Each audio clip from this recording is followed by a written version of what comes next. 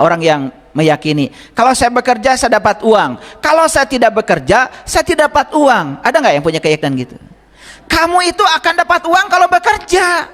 Padahal ada saat dimana kamu tidak bisa bekerja lagi, tapi uang dibutuhkan.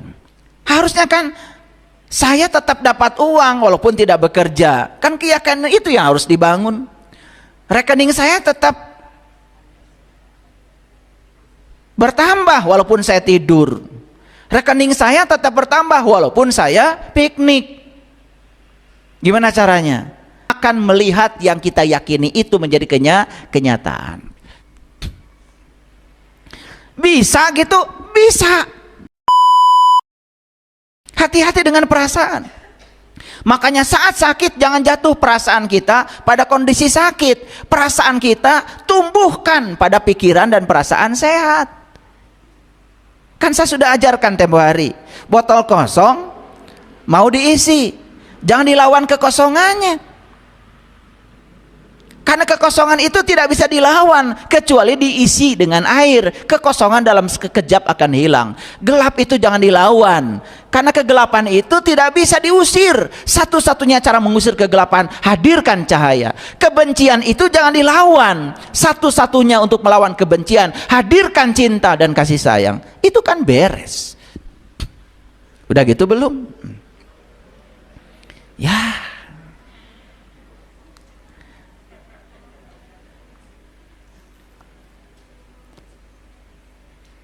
Jadi kesadaran kita nggak naik-naik ya, umur aja terus bertambah. Tiap bertambah umur kemudian ulang tahun. Betul nggak? Ketika ulang tahun tiup lilin. Begitu tiup lilin ditanya kenapa ulang tahun tiup lilin, nggak ngerti juga. Karena orang lain juga sama-sama tiup lilin, karena ada lagunya. Betul nggak? Tiup lilinnya, tiup lilinnya. Tiup lilinya sekarang juga, kan begitu. Udah aja, udah biaya mahal-mahal cuma begitu. Ya nggak apa-apa ya, mahal-mahal bawa kue, bawa lilin, tapi ngerti maknanya. Kenapa lilin harus ditiup? Satu maknanya, umurmu berkurang, kan begitu. Betul nggak? Kan ditiup tuh satu. Makanya lilin suka ada tulisan kan, yang umurnya 17, lilinnya 17, kan gitu. Betul nggak? Itu bukan ulang tahun, itu bukan umur bertambah. Umurmu sudah berkurang, jatahmu sudah berkurang. Makanya tidak ada ulang tahun sebetulnya. Yang ada itu adalah hilang tahun. Makanya kalau ada orang yang ulang tahun, ucapan selamat hilang tahun biar sadar. Karena dikiranya tahun bisa diulang. Loh, ini tanggal berapa sekarang nih? 18 September. Apa 18 September yang hari ini sama dengan 18 September tahun 2023? Kan sudah beda. Kondisi bumi beda, kondisi tubuh kita beda. Kita tidak pernah melewati waktu yang sama. Karena waktu itu seperti sungai. Dan air yang melewati titik yang sama bukan air yang sama, itu sudah air yang berbeda. Seperti itu. Harusnya Anda berbeda, melewati titik yang sama dengan Anda yang berbeda. Kesadaran Anda beda, sudut pandang Anda berbeda, ya, ketenangan Anda sudah berbeda, kesadaran Anda sudah berbeda. Harusnya kan begitu. Satu itu. Dua, kenapa tiup lilin? Ya, yang namanya cahaya itu datang dan pergi. Yang abadi di sini itu kan sebetulnya adalah kegelapan. Dan kegelapan itu asal muasal alam semesta kok. Terlalu jauh ya. Udah, tarik lagi ke sini. Apa perasaan kita tentang kesehatan? Apa perasaan kita tentang pekerjaan? Masih ada nggak yang punya keyakinan cari kerja susah? Ada nggak? Ada nggak? Semua yang punya keyakinan cari kerja susah, insya Allah susah terus cari kerja. Karena keyakinan Anda yang membentuk. Kita lupa bahwa sebetulnya semua yang kita raih hari ini itu buah dari keyakinan kita. Kita meyakini yang tidak terlihat, ternyata yang tidak terlihat itu akan nampak. kita menjadi melihat yang kita yakini. Cuman kita nggak pernah sadar. Makanya saya coba ya memberikan kajian-kajian kesadaran seperti ini. Dan kajian seperti ini ya memang hanya untuk orang-orang yang mau sadar. Yang nggak mau sadar ya sudah, biarkan aja. Nanti juga akan disadarkan oleh semesta. Karena semesta punya cara sendiri untuk menyadarkan mereka yang susah sadar. Makanya kita nggak usah usil. Yang ngaji bagus, yang nggak ngaji juga bagus.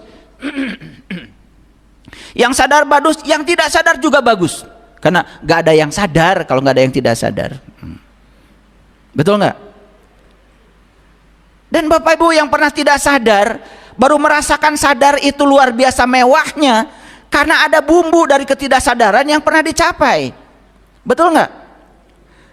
Sekarang mencapai kesadaran, belum pernah tidak sadar, akan biasa-biasa saja ketika mencapai kesadaran. Betul nggak? Nah, menjadi luar biasa mencapai kesadaran karena pernah tidak sadar. Makanya begitu lihat orang yang tidak sadar, jangan usil, kamu juga pernah tidak sadar. Betul nggak? Dan kita juga pernah melewati jalan itu. Oleh karena itu ya doakan saja, semoga cepat sadar, gitu aja. Apa perasaan kita tentang pekerjaan? Coba saya mau nanya. Bapak Ibu, ini saya yakin pernah bekerja ya. Buat apa sih pada bekerja? Cari uang. Tuh. Jawabannya kan sama seperti kebanyakan orang, maka nasibnya juga sama. Nggak ada saya tanya, kenapa Anda bekerja? Saya bekerja karena saya hidup. Hidup itu untuk bekerja. Saya tidak mau bekerja untuk hidup. Orang yang bekerja untuk hidup, sekarang ini nggak mungkin ngaji di sini. Pasti dia sedang bekerja untuk mempertahankan hidup. Karena bagi dia, ngaji aja seperti ini, penghasilannya hilang karena tidak bisa hidup. Jadi bersyukur nggak bisa ngaji? Bersyukur. Berarti ini sudah kelompok manusia yang hidup untuk bekerja. Kalau hidup untuk bekerja, itu mulai berkah itu. Kenapa? Dia sudah hidup. Yang bekerja untuk hidup belum hidup. Kan baru bekerja untuk mempertahankan hidup. Coba, hanya mempertahankan hidup saja sudah susah, apalagi berkarya dalam hidup. Mempertahankan hidup itu sudah susah. Kenapa? Lagi-lagi keyakinan. Ada nggak orang yang meyakini kalau saya bekerja saya dapat uang, kalau saya tidak bekerja saya tidak dapat uang? Ada nggak yang punya keyakinan gitu? Kamu itu akan dapat uang kalau bekerja. Padahal ada saat dimana kamu tidak bisa bekerja lagi, tapi uang dibutuhkan. Ini keyakinan, ini akan jadi kenyataan. Ya, hati-hati ya, hati-hati. Makanya hati-hati. Ini kajian penting. Ya, saya bagi hadiahnya. Harusnya kan saya tetap dapat uang walaupun tidak bekerja. Kan keyakinan itu yang harus dibangun. Rekening saya tetap bertambah walaupun saya tidur. Rekening saya tetap bertambah walaupun saya piknik. Gimana caranya? Makanya jadi orang kaya itu harus malas. Buat apa jadi orang kaya segala dikerjain sendiri? Betul nggak? Jadi orang kaya itu harus malas. Orang kaya itu pagi-pagi sarapan, habis gitu olahraga, habis itu denger musik. Betul nggak? Habis itu jalan-jalan sama keluarga, tapi duitnya ngalir aja terus. Kan gitu yang enak, betul nggak? Itu juga keyakinan. Kalau kita punya keyakinan bahwa kita ini kalau bekerja dapat uang, tidak bekerja tidak dapat uang, itu keyakinan. Kita akan melihat yang kita yakini itu menjadi kenyataan. Bisa gitu? Bisa. Gimana caranya? Nah, ini caranya.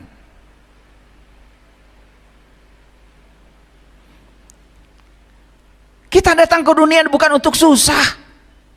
Makanya buang hidup itu susah dan penuh perjuangan, buang. Ganti sekarang, hidup itu mudah dan menyenangkan. Anak saya bicara sama saya, ayah, nanti bulan depan pengen balapan. Ada balapan tuh di Birgif. Harus pakai mobil balap dong. Iya ayah. Oke, nanti juga ada mobilnya. Saya ngomong gitu aja. Saya tidak mengatakan uang dari mana, enggak. Tidak mengatakan kamu mimpi, enggak. Nanti juga ada mobilnya. Apa yang saya katakan selaras antar pikiran dengan perasaan saya. Betul itu. Sebelum jadwal balap itu tiba, ada seseorang yang kemudian ikut pelatihan spiritual dengan saya. Saya cerita, anak saya itu suka balap. Saya juga nggak tahu kalau dia punya mobil balap. Lah saya ceritanya ke dia kok, bukan pada yang lain. Itu juga frekuensi kan? Itu getaran, itu energi. Selesai itu diam-diam, besok-besoknya itu dia datang lagi ke Bandung bawa mobil balap itu.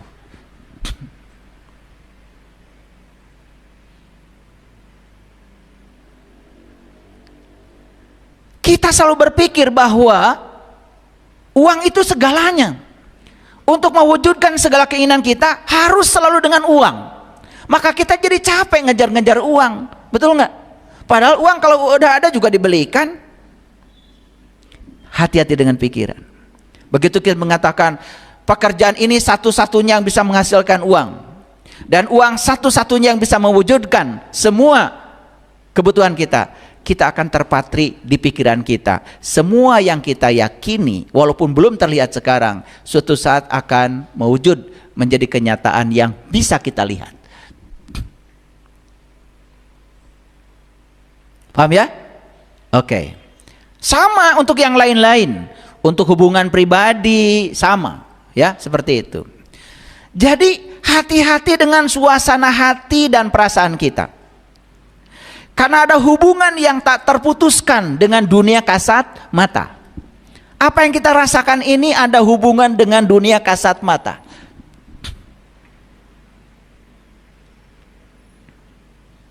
Bapak Ibu, lagi tidak punya uang, tiba-tiba ada tagihan.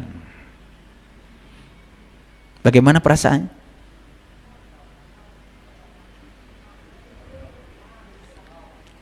Langsung ngobrol ke tetangga? Langsung curhat sana sini? Perasaan yang tidak enak ini diperkuat oleh kita sendiri. Pertama, kita sedang tidak punya uang, tiba-tiba dapat tagihan. Itu akan memperbesar utang kita. Dan tagihan tidak terbayar, setelah itu kita akan punya utang baru lagi. Percaya sama saya. Tapi kalau kita bisa menjaga perasaan kita, jaga perasaan kita. Gimana caranya? Disitulah pentingnya kita belajar keterampilan menjaga perasaan di frekuensi positif. Apa bisa? Bisa. Contoh, ini tagihan apa nih? Tagihan listrik misalnya. Ketika kita merasa ketika bayar tagihan itu uang kita dirampok, uang kita berkurang, maka uang itu sedih dengan perasaan kita. Dan kesedihan pada perasaan kita membuat uang itu tidak rindu lagi untuk datang kepada kita. Coba sekarang dirubah pikiran dan perasaannya. Oh, saya sudah merasakan tidak ada listrik itu seperti apa. 2 jam, 3 jam gak ada listrik itu seperti apa. Saya membayar tagihan ke PLN ini bukan perampokan PLN pada saya, bukan. Saya ingin mengembalikan jasa baik PLN. Saya ingin berterima kasih pada para penemu listrik. Saya ingin PLN di Indonesia ini tetap bersinar, tetap ngasih cahaya pada semua masyarakat, biar perusahaan ini tidak boleh jatuh. Dan kalau saya bayar ini berarti karyawan PLN pun semua yang mengurus listrik itu juga mereka sejahtera. Itu namanya perasaan positif. Tapi begitu ada tagihan merasa dirampok. Udah gitu dikeluhkan, ini listrik bulan ini mahal. Lah kamu kan yang pakai. Lihat orang yang suka protes pada uang. Lihat. Tambah sulit sama uang. Nih, di sini ada. Yang suka berantem soal uang di rumah. Ada di sini orangnya. Merindukan uang, tapi uang itu dijadikan sebagai kambing hitam untuk membuat perasaan kita jadi buruk. Bahkan ada orang di ruangan ini ketika dapat gaji tidak bahagia. Saya tahu orangnya, perlu saya tunjuk? Uang sudah datang dia tidak bahagia. Karena apa? Pikiran mulai mikir, wah ini SPP anak, ini. Perasaan langsung negatif, kata uang. Tekaduhung aing mah datang ke dia.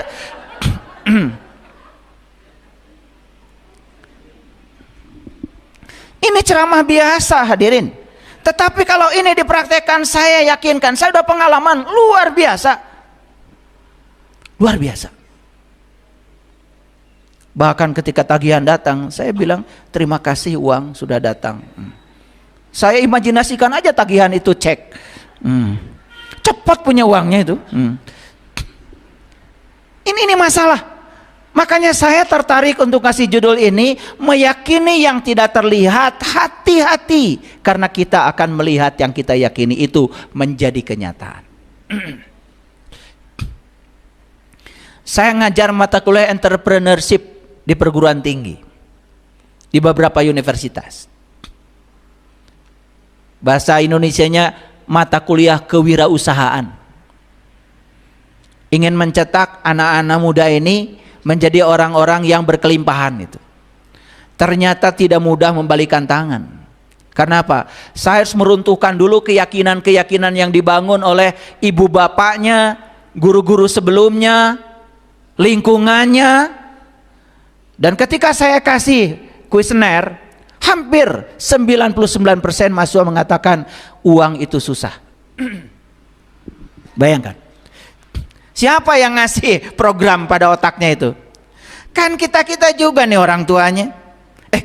Kalian kali ya. Lupa saya.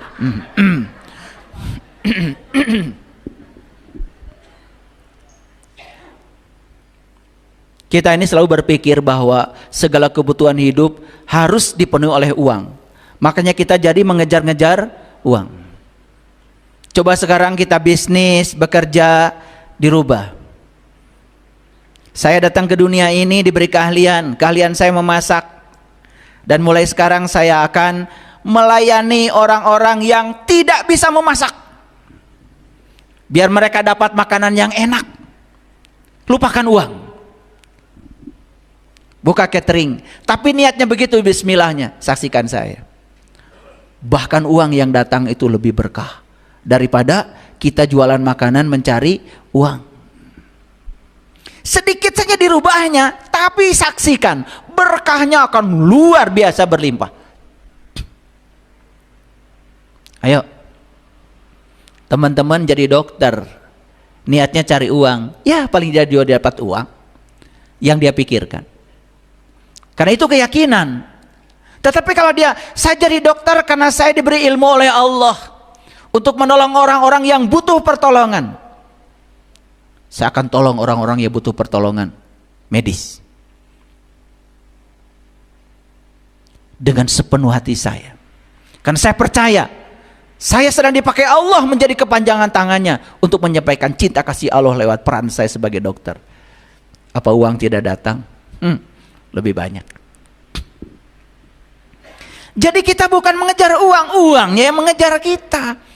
Tidak terhormat manusia yang mulia mengejar-ngejar uang.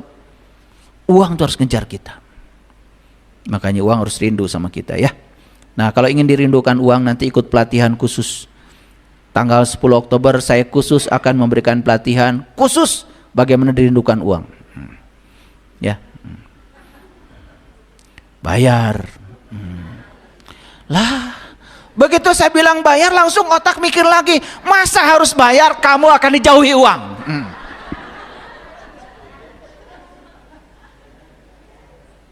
Itu perasaannya negatif berarti. Maka lihat orang-orang yang suka mempermasalahkan, ya. Lihat saya semuanya.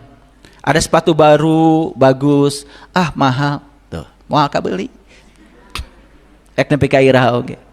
Karena perasaan terhadap uangnya negatif. Ya. Lihat mobil baru, ya, keluaran baru lewat gitu. Uang dari mana? Udah gitu ngomong lagi. Itu orang bisa beli mobil itu duit dari mana ya? Jangan-jangan katanya ke Gunung Kawi. Tuh. Orang yang perasaannya negatif seperti itu orang yang sedang mengalami ketiadaan cinta. Hidupnya tidak akan berubah. Nih saya kasih tahu yang belum punya mobil. Kalau tetangga beli mobil, coba luapkan perasaan seakan-akan ya.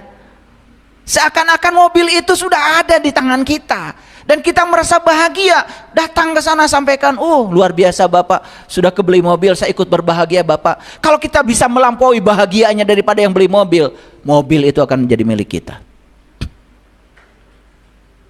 Sesederhana itu Bapak Ibu. Iya mah batur meuli mobil, manehna nu lieur. Waduh. Ya, ada orang beli sawah tetangga. Aduh, selamat Bapak Ibu udah beli sawah. Semoga saya juga nanti suatu saat kebagian ya berkahnya. Betul enggak? Nanti saya ikut ya, kalau panen ajak dong. Gitu. Ikut bahagia. Pasti kape ceretan. Betul enggak? Iya mau batur meuli sawah kalau ke eta duit di mana? Tuh. Orang yang tidak pernah bahagia lihat orang lain mendapatkan kebahagiaan dan kesuksesan, dia tidak akan pernah merasakan itu. Hati-hati. Ini ilmu mahal ya? Mahal nggak? Mahal ilmu ini. Tapi saya bagikan. Gratis. Yang ini. Jadi hidup hanya merespon kita. Jadi hidup adalah undangan kita. Sampai sini setuju? Yuk kita sekarang jujur. Kalau begitu semua yang hadir dalam kehidupan saya hari ini, semua undangan saya yes.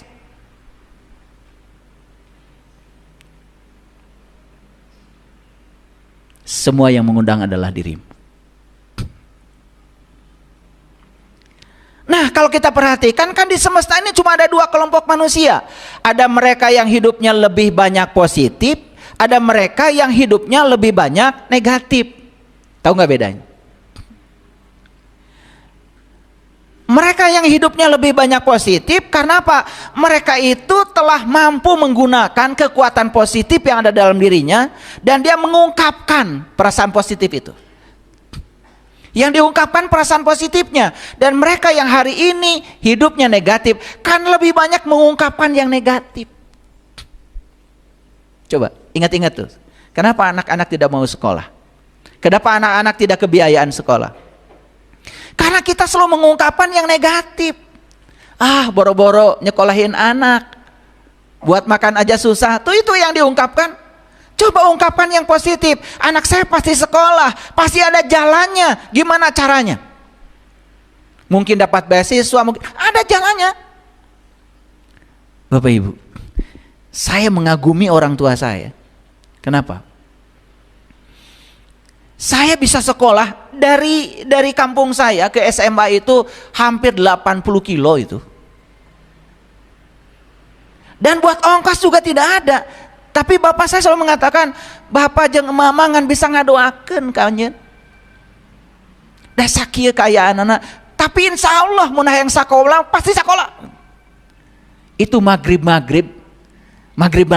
saya pergi dari rumah ke jalan, gak bawa uang seperak pun, coba gak bawa uang seperak pun. Luar biasa doa ibu bapak saya. Ada orang baru tutup restoran, ya restoran di kampung, warung nasi lah. Baru tutup. Dia nanya, aduh saya ditanya meni bunga. Ujang teh bade ka mana? Bade ka Garut. Bade naon? Nyalira. Hoyong sakola, bade daftar. Kedua ongkos. Ente. Coba. Saya dikasih ongkos sampai di Garut. Nanti di Garut kota ada yang nanya lagi. Ya. Ujang teh di mana? Bari daftar ka sakola. Kulam di mana? Teu gaduh wargi di dia. Gaduh artos. Ente. Saeb tadi dia ngongkos. Ada aja pertolongan. Atas we di dia atuh tiasa adan teu. Oh, adan mah eta mah tiap dinten. Dites adan. Suara saya bagus. Tos we cenah aya nama ngawuruk ngaos di dia tuh. Ketemu jalan lagi. Itu cerita di Garut. Mau sekolah ke Bandung sama ceritanya begitu. Tapi saya bisa sekolah. Ternyata tangan-tangan semesta itu jangan dipikirkan oleh kita. Tarik saja oleh kita, maka tangan-tangan semesta akan datang untuk mewujudkan segala yang kita mau. Makanya jangan pernah berpikir cara. Hebat Allah itu. Yang penting ungkapkan perasaan positif. Tapi selama ini kita selalu mengukur Allah dengan ukuran kita, dengan dompet kita, dengan saldo kita. Kita nggak percaya kepada Allah. Makanya Asmaul Husna itu bukan dinadomkan. Ar-Rahman, ya Allah, aku berasal dari Engkau yang Maha Pengasih. Berarti aku harus menjadi pengasih. Ar-Rahim, ya Allah, aku berasal dari Engkau yang Maha Penyayang. Sumberku adalah Engkau. Aku adalah bagian dari dirimu, ya Allah. Berarti aku harus menjadi penyayang. Al-Malik, ya Allah, Engkau yang Maha memiliki segalanya. Dan bagian dari dirimu ada dalam aku. Engkau meliputi diriku. Izinkan aku untuk memiliki sebagian kecil dari apa yang kau miliki untuk memenuhi kebutuhan hidupku. Ar-Rahman, Ar-Rahim, Al-Malik, Al-Qudus, As-Salam, Al-Mu'min, Al-Mu'min. Coba larapkan dalam diri. Aduh, itu Asmaul Husna luar biasa. Itu yang dikatakan di Quran, walillahil asmaul husna fad'uhu biha. Allah punya Asmaul Husna. Berdoalah kepada Allah dengan Asmaul Husna. Berdoa dengan Asmaul Husna itu begitu. Wujudkan sifat-sifat Dia dalam diri kita. Bukan dinadomkan. Aduh. Ya Allah, ya Rahman, ya Rahim, ya Malik. Begitu anak bangor melotot, baru aja nadom. Kumaha pasalia betul? Nah itu ngaji teh kayak gitu ya, nggak jelas. Yang diaji dengan kehidupan tidak koheren. Ulangi ya. Yang banyak positif hidupnya sebetulnya sederhana, karena dia mengungkapkan yang positif aja sepanjang hidupnya. Tidak ada keterbatasan. Kamu nanti pasti sekolah, nanti kamu pasti punya rumah, rumahmu pasti besar, mobilmu pasti punya, pekerjaan pasti dapat yang bagus. Ungkapkan aja semua itu yang positif, daripada kita mengungkapkan awas ya, cari uang tuh susah, cari pekerjaan tuh sekarang luar biasa susah. Tuh, kata susah sudah masuk di otak kita, itu jadi keyakinan, jadi belief system. Makanya meyakini yang tidak terlihat, hati-hati. Sekarang belum terlihat, tapi apa yang kita yakini walaupun belum terlihat, suatu saat kita akan melihat semua yang diyakini. Bisa jujur sekarang pada diri kita? Udah ketemu sekarang? Oh, ternyata meureun ieu masalah kita selama ini. Kayaknya ini masalah kita selama ini. Kan kita selalu berpikir terbatas, betul nggak? Allah yang maha segalanya diukur oleh keadaan kita saat ini. Kita tidak percaya. Lebih suka meyakini yang terbatas daripada meyakini yang tanpa batas. Istri saya ada di sini. Waktu saya kos dulu, ya saya besar hati aja, mulai naksir-naksir. Begitu istri saya, ya dulu masih pacaran, datang ke tempat kos, saya juga nggak malu. Ditanya sama istri saya, panggilnya kakak, kakak kasurnya mana? Ya. Lomarinya mana? Ya, cuman kardus Indomie aja di sudut. Baju saya juga kan segitu, beli lemari juga nggak ada yang perlu dilemarikan. Lah bajunya cuma segitu di kardus. Dan saya tidak gengsi, saya katakan apa adanya.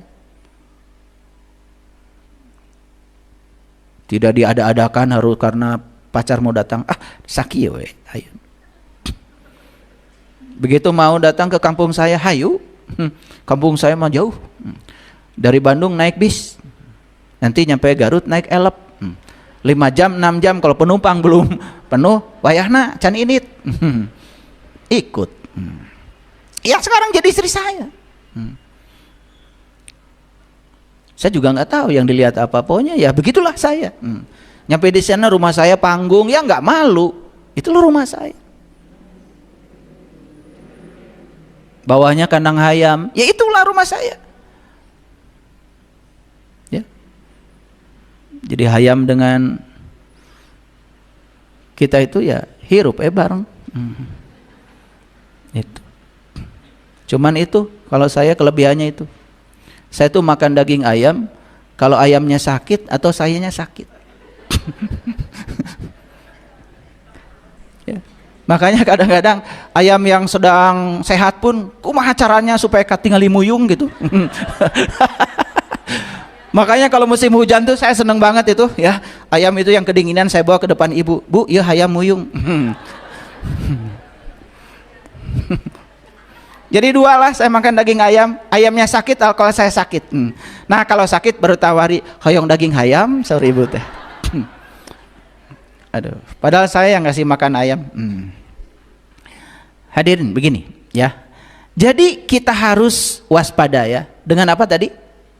Dengan pikiran dan perasaan. Karena pencipta semua kehidupan itu adalah pikiran dan perasaan. Allah Sang Maha Kehadiran hanya merespon apa yang kita pikirkan dan dirasakan. Itu dalam hadis qudsi yang dikatakan, aku bergantung persangkaan hambaku.